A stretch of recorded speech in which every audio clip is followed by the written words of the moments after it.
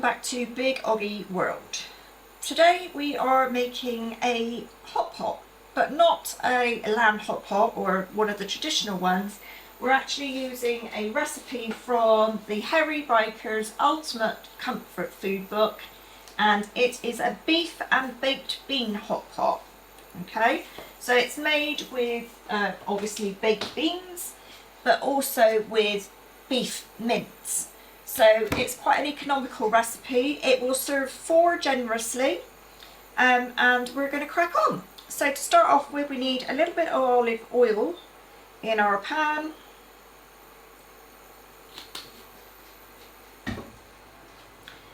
A large onion, and we're going to fry this onion until it's got some colour on it. We don't want it, although it's going to be sweated down, we don't want it just pale. We want to add a little bit of colour to this today. So we're going to do it for a little bit longer, okay? It doesn't really matter, you know, how fine you chop your onion. It doesn't need to be mega fine. It just needs to be chopped. So no great knife skills needed today. So we'll get this going. I'll give it a little bit of a whiz round and I'll be back with the next step. Okay, so my onions are now colouring up a little bit, and here is where I'm going to vary from, or stray should we say, from the recipe path. Now in the recipe it says that you can do all of this in a flame proof casserole. So you cook all of your filling together in the casserole, then when you add the potatoes at the end you just need to put the whole casserole into the oven and bake it. I'm not doing that for 2 reasons. One, because my flame-proof casserole is very large and I don't think this is going to be enough to fill it adequately. But also because I want to do it in front of you. So that's why I'm doing it in a pan, and then I'm going to transfer the whole lot into a Pyrex dish and use that at the end. But second top tip, minced beef. Now, I hate these packets. These are the new packs that they do from Sainsbury's to cut down on plastic. Fine, fair dues, but it actually comes out in such a tight clump, it's really difficult to work with. The other thing about mince is you might notice that I have bought 20% fat mince, and the reason I do that is because it's quite a lot cheaper, quite frankly. But obviously there is extra fat in it. Now fat is not something that you need to be afraid of, because fat is actually flavour and we all need a certain amount of fat. So what I'm going to do is I'm going to remove my onions completely and put them onto that plate.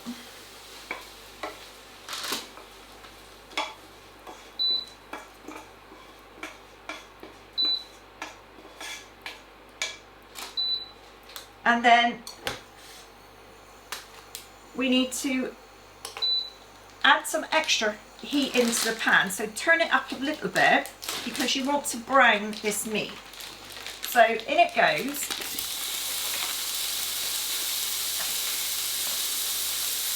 And obviously you need to get a wooden spoon and really break it up, which is what I'm going to do.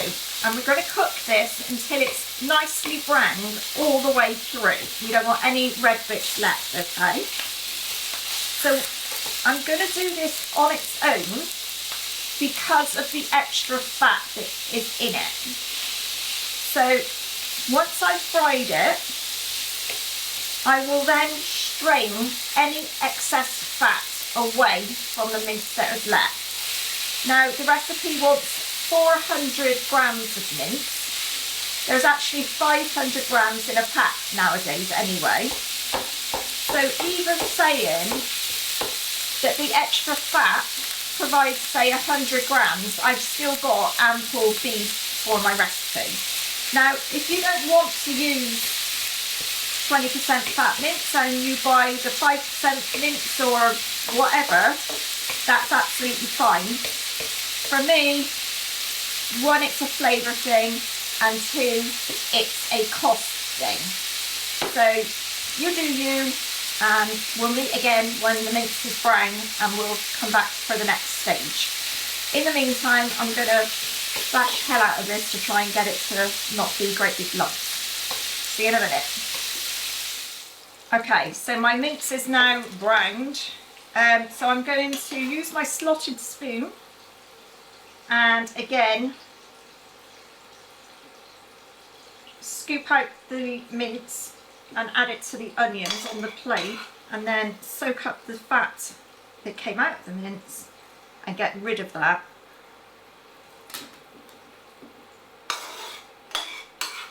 So that we don't have excess liquid. Right, so now that's done, we can put the mince and the onions back into the pan.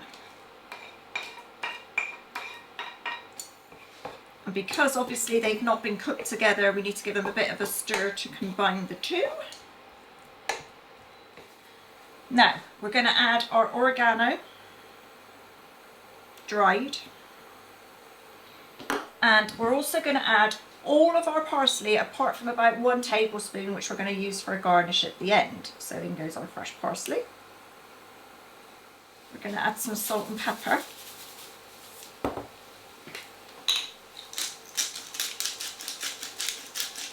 We're going to add a dash of Worcester sauce, or Worcestershire sauce, however you like to say it. And then 2 tins of baked beans. Now you can use any beans that you want, it doesn't make any difference, it's just I guess down to personal preference. We like Branston beans, but you might like Heinz, you might like Aldi, it really doesn't matter. So in the beans go, 2 tins of.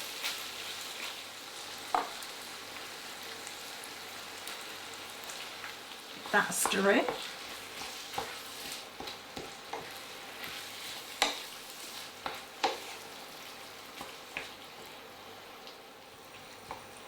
And then into that again, we add a tin of tomatoes. Now these are chopped just because it's easier. If you don't have chopped, you can use normal tomatoes and just mash them up.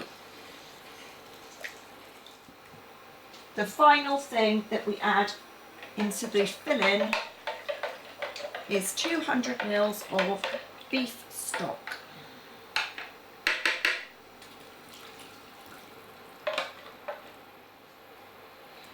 So as you'll see, it's quite liquidy now. So what I'm going to do is I'm going to transfer it back to my proper hob, and it needs to simmer away and bubble to itself for probably about half an hour or so until it's reduced by about 1/3. So you want a nice thick gloopy sort of sauce. You don't want it as runny as it is, okay? So I'm going to do that, and then we're going to crack on with the potatoes. So I'll be back in a sec. Okay, so the beef is bubbling away behind me, and also behind me I have got a large pan of boiling salted water. In here we've got about 600 grams of potatoes that I've thinly sliced, roughly. They're supposed to be about 3 millimeters thick. So they are a floury potato, and that's important. So I've used Maris Pipers. And what we're going to do is we're going to kind of parboil them. So because they are in slices and I have taken the skins off, they're going to cook very quickly. So I am going to be very vigilant with these and literally give them probably 2 to 3 minutes in boiling water. Because they're floury, they will disintegrate incredibly quickly. Now, in the recipe it does say to leave the skins on, and if you've got a new potato, as in the skins aren't so thick, then by all means do that, and it will really help hold your potato slices together.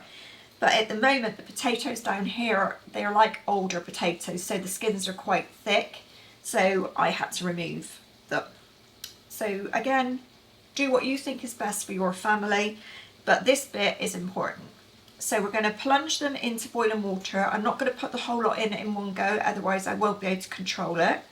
And then when I get them out, I'm going to literally poke them with a knife, and if they start to get soft, I'm going to remove them and then flash them into some cold water to stop them cooking any further. Obviously they're going to finish cooking actually on top of our hot pot when it goes into the oven, so don't worry about it being I would say go a little bit undercooked rather than overcooked. If they're undercooked, you can leave them longer in the oven. If they're overcooked, you haven't got a hope in hell. So that'll be my top tip, and I'm going to crack on and do that. I'll be back when they're done. Right, so there is our beef and beans. Our potatoes are cooked, so now we are on the assembly line. So we need to layer our potatoes over the beef. Try not to get my cardigan in it all. Obviously some potato bits are bigger than others. Now, between the layers of potato, we're going to dot some bits of butter. Sort of a bit haphazardly. You don't really need to like make sure every bit's got a bit or whatever, but it will add to the scrumptiousness. Now, I'm going to go the opposite direction so that I make sure that all of my meat is covered by potato at some point. Again, another little dot of butter.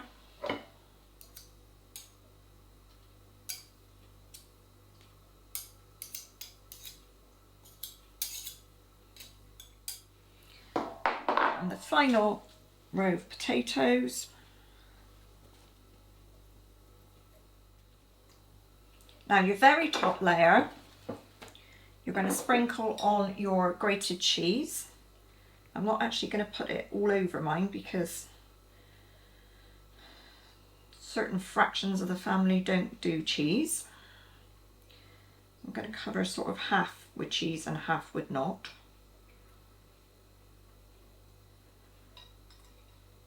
Like so. And obviously the